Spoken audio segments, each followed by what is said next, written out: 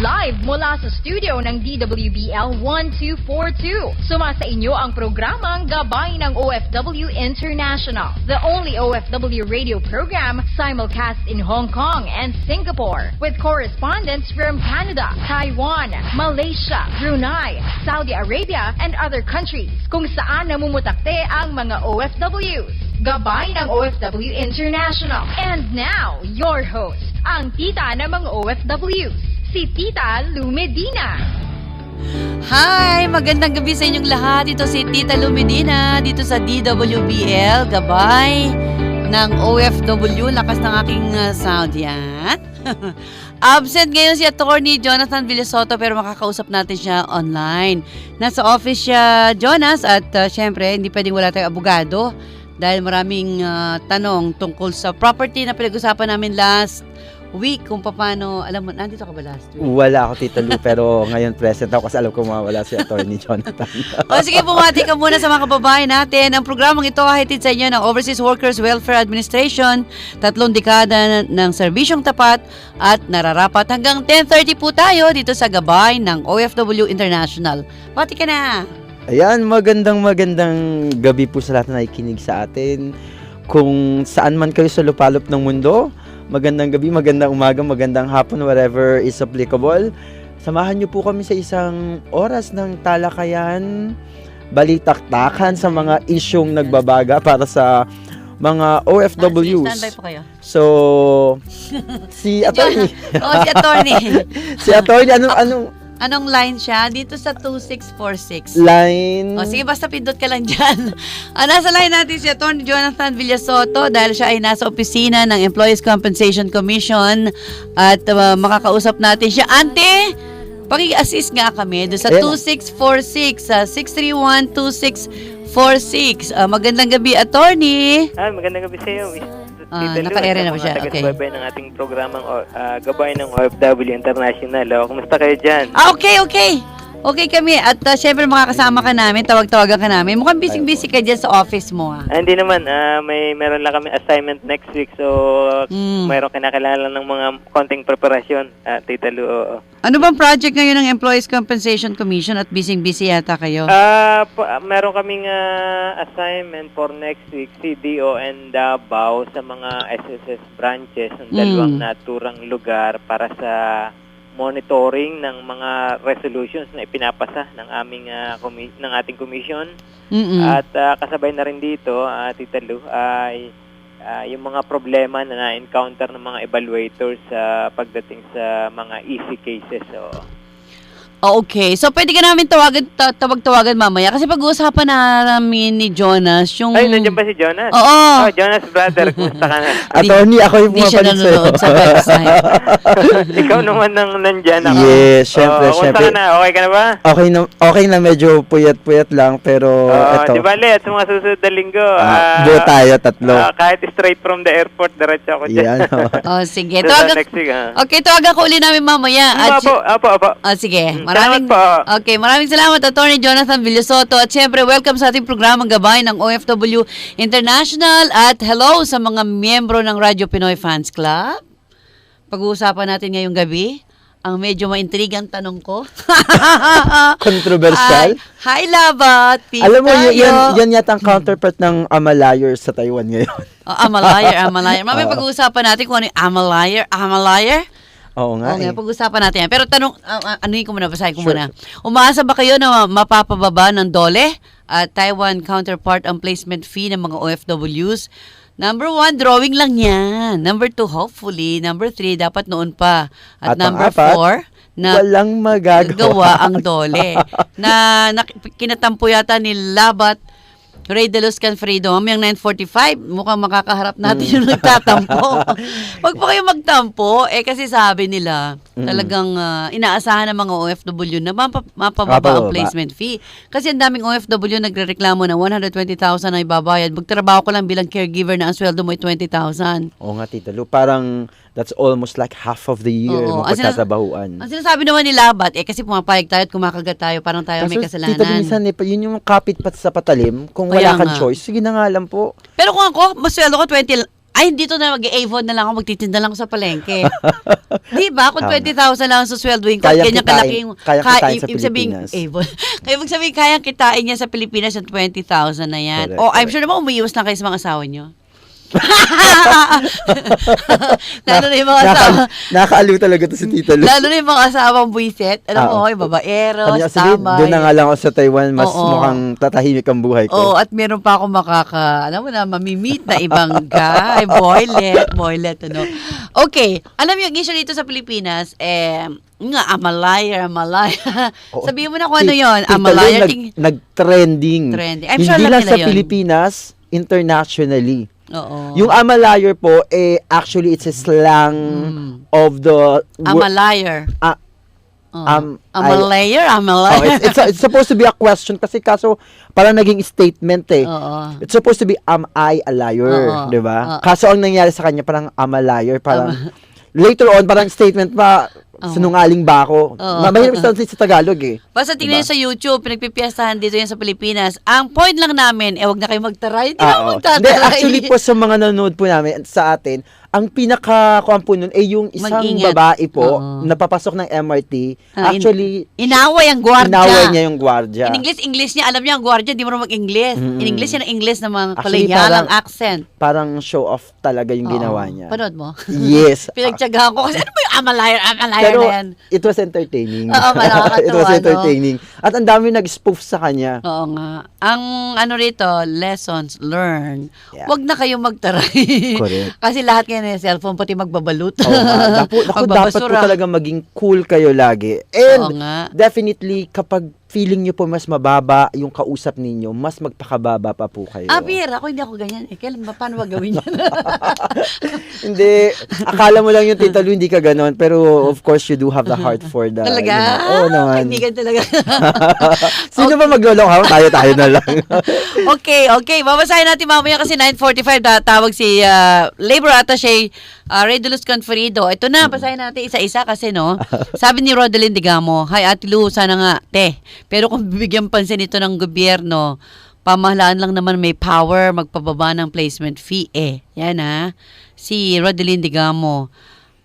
Sumagot naman ako, sabi ko, kaya nga nagpunta dyan si Labor Sec Rosalina Baldos, inaayos na raw. Good news, di ba? Kung may mangyayari, ito yata kinagalit ni Labat na, hehe. Kasi Kung may mangyayari. Nag-comment ka daw kasi kagad. Hindi. Kasi matagal ng problema yan. Naririnig ko na yan, matagal na. Pero may point din si Labat na, ba't kasi kayo pumapayag? Ba't di kayo nagre-reklamo? Dapat daw tinanong ko, ano ang may tutulong ng OFW para mapababa ang placement fees? Pero ako- So, tatanungin natin mamaya, ano may tutulong? Pero May Tita Lu, power ba sila? Ako question, kailangan ko pa ba magreklamo if the Philippine government is aware of it? Kailangan ko pa ba ireklamo? Ngang Secretary of Labor. Nagpunta dyan, wala daw nangyari. Tingnan natin, Feeling ko mo meron. mag-off air ako pag nandito si Oo Labat. Kayo na lang mag-usap. Hindi, okay lang siya, mabait naman siya, Oo nga, oo no? nga. Siyempre, Labat, mamaya Oo. pa usap po tayo. At si Jules Kasidsid Domingo, sana noon pa, lalo pong pataas ng pataas. Para spaghetti. Tsaka, Pababa. oo, tsaka po yung day off, 1 month nga lang, pahirapan pang magpaalam.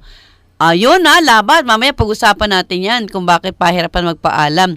At minsan pagpaalam, pinayagan ka, half day na. Pinayagan ka ng amo mo, kailangan maglinis ka lahat.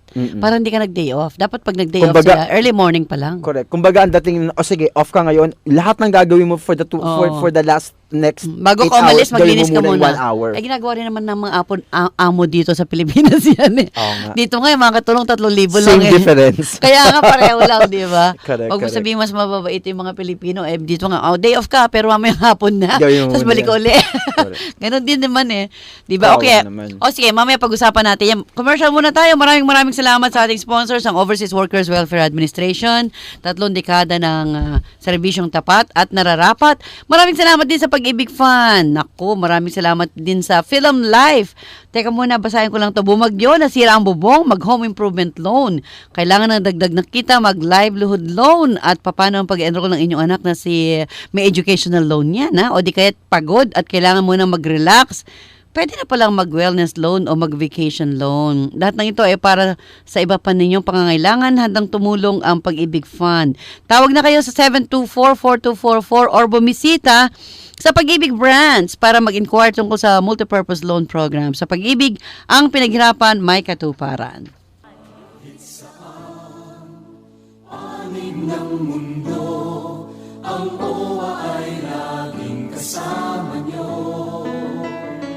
Mapaedukasyon o pangkabuhayan man, ang OWA ay kaagapay ng OFW sa tagumpay. Makipag-ugnayan sa Overseas Workers Welfare Administration, OWA Hotline 833-6992 o mag-text sa 0917-898-6992.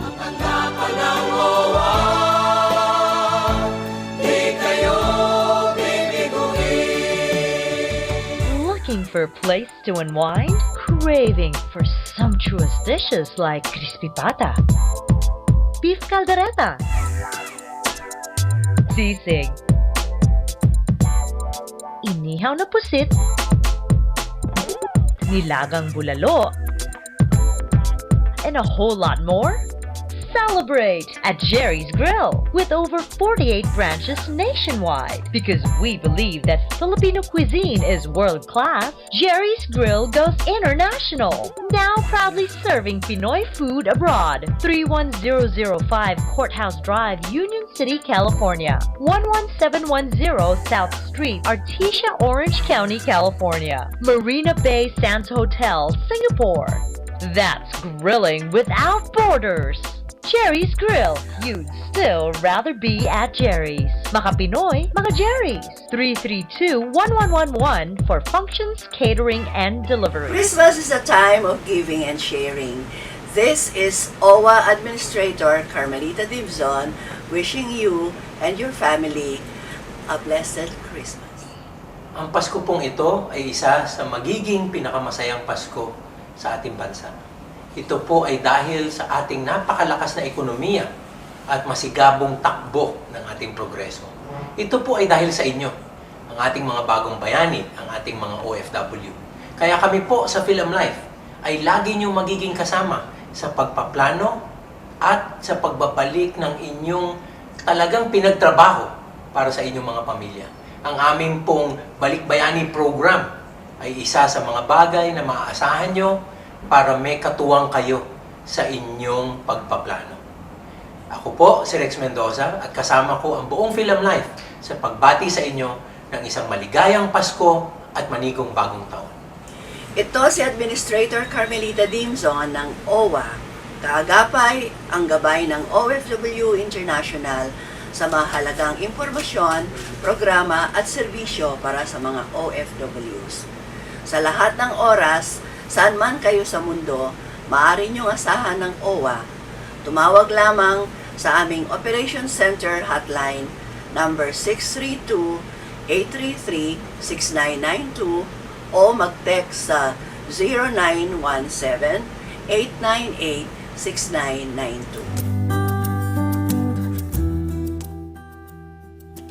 Okay, balik tayo sa programang Gabay ng OFW International. Maraming salamat kay Ante, 944. At si Leo Balino, syempre, at ang kanyang anak na si... Anong name mo? Dito ka, gwapo to eh. Baka may makilala. Anong pangalan? Weng. Dwayne. Dwayne. Parang ano, Oo nga, no? Ang sosyal ng mga pangalan Amerikano ng ang Pilipino. Oo nga. Oo nga, Amerikano. Amerikano ang dating. Oo nga. Anong apelido mo nga? Hinabol ang apelido eh, no? Okay, mamaya pag-uusapan po natin. Hintay lang natin ang tawag ni Libro at Shay Ray de Luz Confrido. Hi, Pearly. Pakiremind naman si Labat Confrido na tumawag na siya sa 631-2646 or 632-631-2647. At pinag-uusapan nga natin yung issue Reaction. Yes, bakit napakataas ang placement fee dyan sa Taiwan? Alam niyo naman napakataas, punta kayo ng At bunda. syempre, Tito Lu, gusto mo maging balance, kaya hinikayot mo si Labat Conferido na tumawag para ma-explain naman talaga yung side naman para nila. ipagtanggol naman niya na may magagawa naman pala ang dole. Ay, ako, naniniwala naman ako, kaya nga nilagay na sila. Hindi. Ako naniniwala sa capacity and ability ng ating mga, ayun na. Ayun na, galit na. Sige, ito. Anong line to? Line 1 yata to. Hello? Yes. Parang nawala siya. Okay, hello. Labat? Hello, good Ayan. evening. Okay, live na po tayo sa DWBL. Labat, welcome mo sa ating programang Gabay ng OFW International. Ito po si Tita Lumidina at kasama natin si Jonas Rivera. Kumusta po kayo? Ay, magandang gabi, Lou at Jonas. Mukhang ayaw akong kausapin ni Jonas. Minomonitor ko kayo sa live streaming eh. Naku, dapat kayo pa po. Kayo ba? Gusto Kayo ko sana pa? makausap, syempre. Sabi, We always would like to have both sides, syempre. nga po ka nagtampo si Labat dito sa choices Joke lang ko. po Kayo namin pa, yun. pagtatampuhan ko kayo. Kasi po Labat, maraming siyempreng kumampi sa akin. Sorry, doon nilagay ko na drawing lang yan. Joke lang yun kasi alam nyo naman, mahal na mahal ko ang Kaya Meko. biniro din kita eh. Pero nag-laughing out loud naman ako ron. Sabi ko nga sa'yo dun eh, mukhang hanggang tabla lang kami ron eh. Medyo may duda pa, pati dun sa konting tabla. So, Labat, sige, patuloy po natin pinag-uusapan natin na inumpisahan natin last week. Bakit nga ho ba napakataas ang placement fee sa Taiwan at marami naman talaga ang kumakagat? Bakit naman po? Bakit napakataas ng placement fee rito? Opo. Palagay ko mahabang storya yan, Lou. Sige, meron po pa ho tayong 45 minutes. nung dinatnan ko riyan, actually, natutuwa ako nung dumating si Secretary Baldos dito, nagkakwentuhan kami. Nasabi niya sa akin, ka-appoint pa lang niya na administrator ng POA. A few days after, pinadala na siya rito ni dating Secretary Santo Tomas to address the problem of high placement fee. Naging Secretary of Labor na siya, ganun pa rin ang problema. So, nung ako rin ay ipadala ni dating Secretary Marianito Roque noon, ang utos din niya sa akin, sabi niya, ayusin mo na yan. Nagko-compare notes kami, naalala namin ni Secretary Baldos, ako yung labor attaché sa Korea, siya naman yung administrator ng POA, nung mabuwag yung Alien Industrial Training Program sa Korea at mapalitan ng employment permit system na naging government-mediated hiring na nga. Sabi namin, baka ito ang maging solusyon dito sa Taiwan, pero hanggat maaari, ayaw naman natin na mawalan ng puwang yung pribadong sektor dito sa Taiwan. Kaya pinipilit pa rin namin na sa pagkipagtulungan ng pribadong sektor, ay mabago itong sistema rito. At ang pinagkaiba rito sa Korea at sa Taiwan, dito sa Taiwan, no less than the President, si President Benigno Aquino III, ay 2 beses nang kinakausap yung kinatawan ng Taiwan sa APEC Leader Summit. Una noong November 2011 at pangalawa ngayong nitong September 2012 sa Russia. At sabi nga namin sa counterpart natin sa Council of Labor Affairs ay hindi na makikipag-usap ng pangatlong beses siguro ang ating Pangulo, sapagkat kung pangatlong beses na at hindi pa rin nila nababago ang sitwasyon ay baka iba ng usapan ng mangyari. So nitong Thursday night, muli kaming nag-usap nung Director General ng CLA matapos yung pagbisita rito ni Kalihim Baldos, sapagkat dapat nga nung November 7 ay meron tayong ika-6 na Joint Labor Conference at hindi totoo yung balita na ang Taiwan ang nagpakansila ng meeting na yon. Kung hindi si Secretary Baldos ang humingi na kung hindi pa rin na napaka-practical ng mga rekomendasyon ng Technical Working Group ay ipagpaliban muna yung Joint Labor Conference, sapagkat gusto natin na pag nag-usap na yung dalawang ministers ay talagang napaka-practical na ng solusyon na maibibigay. Sa ngayon, sa aming huling usapan ay 2 bagay ang pinakatututukan ng magkabilang panig at tanggap ng Taiwanese government na kailangang ibaba ang economic burdens o mga fees na binabayaran ng ating mga manggagawa. Baka pag binaba, sir, 110 lang. 10,000 lang ang ibaba. Bakit nga po umabot ng 120? Dati naririnig ko po 80,000 lang. Bata pa ako noon. Ngayon, malalaki na ho ng mga anak ko na OFW na rin. At nakita maraming factor yan, Lu, ano? Isang factor dyan, hindi tayo nagsosolong bansa na nagpapadala ng manggagawa sa Taiwan. Ganun din po kataas. Yung Vietnamese, ang kanilang dating range ay 6,000 to 7,000 US dollars ang binabayad nila. Grabe. Yung Indonesia at saka yung Thailand ay pumayag sa 1 month for every year of 1 month for every year of contract. So, kung 3 taon ng kontrata rito, 3 months salary ang kanilang ibinabayad. So, yung Vietnam na ipababa nila ng konti to 4,000 pero mataas pa rin yun. Tapos po ang sweldo, mababa lang naman ang sweldo. Wala po huwatan 25,000. Dito, Lou, ang sweldo rito sa factories, sa industry, ang minimum wage is 18,780 NT dollars. So, i-multiply mo ng 1.41 yan. So, more or less about 26 to 28 yan, depende sa exchange rate. Pero yun ang basic. Natatandaan mo, Lut, 86,376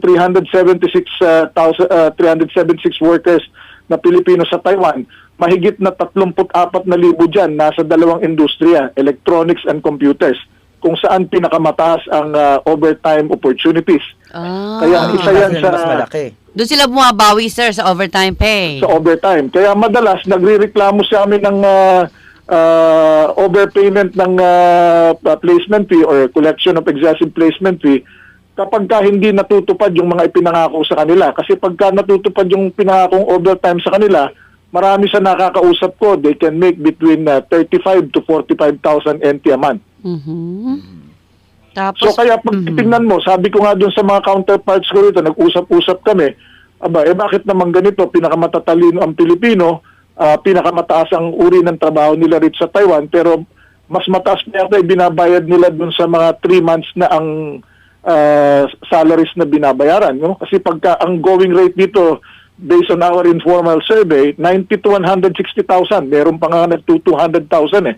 so ang tanong ko po, Samantalang yung Labat, Indonesians ang tanong po namin, Labat, may pag-asa po bang bumaba kahit definitely. konti?